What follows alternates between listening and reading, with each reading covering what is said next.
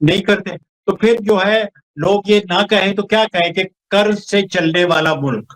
یہ اس کی سرخی لگتی ہے. تو مطلب اگر آپ خوش ہیں تو مجھے تو کچھ نہیں, میں تو صرف آپ کو بتا سکتا ہوں کہ لوگ پاکستان کے بارے میں یہ کہہ رہے ہیں, آپ جو سمجھتے ہیں وہی رکھیے,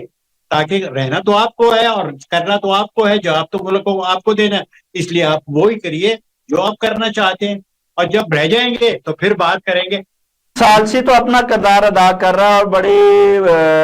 نیک نیتی سے کردار ادا کر رہا ہے اور اس خطے کے لیے کردار ادا کر رہا ہے, لیکن کیا آپ سمجھتے ہیں کہ اس کے باوجود, اس کردار کے باوجود,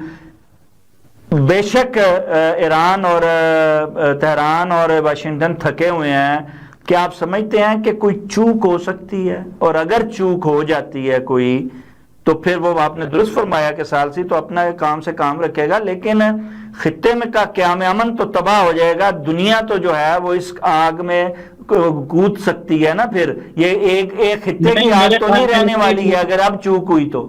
جی نہیں, میرے خیال میں اتنی دور نہیں جائیں گے, کوئی بھی نہیں جائے گا, نہ ایران جائے گا اور نہ امریکہ جائے گا. اور یہ جو ہے جیسے وہ کہتے ہیں کہ کس کے کورٹ میں بال پڑا ہوا ہے, بال جو ہے اب یہ ہمارے پاس ہی ہے, مسلمانوں کے پاس ہے, مسلمان ملکوں کے پاس ہے, کہ وہ ایک دوسرے کو تنگ نہ کریں گے تو ٹھیک ہے, وہ چلتا رہے گا. یا اگر وہ بنائیں گے امریکہ کو اپنا باس, دیکھیں نا مڈل ایسٹ کے پورے نے مڈل ایسٹ امریکہ کو باس بنایا ہوا تھا, اگر آپ وہ اپنی پالیسی میں چینج کریں گے تو وہ ول سی کہ اس میں سے کیا رزلٹ نکلتا ہے, اور اب مڈل ایسٹ کیا کرے گا. آپ کو پتا ہے کویت جو ہے,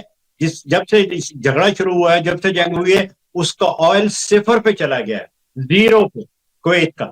تو یہ کتنی دیر برداشت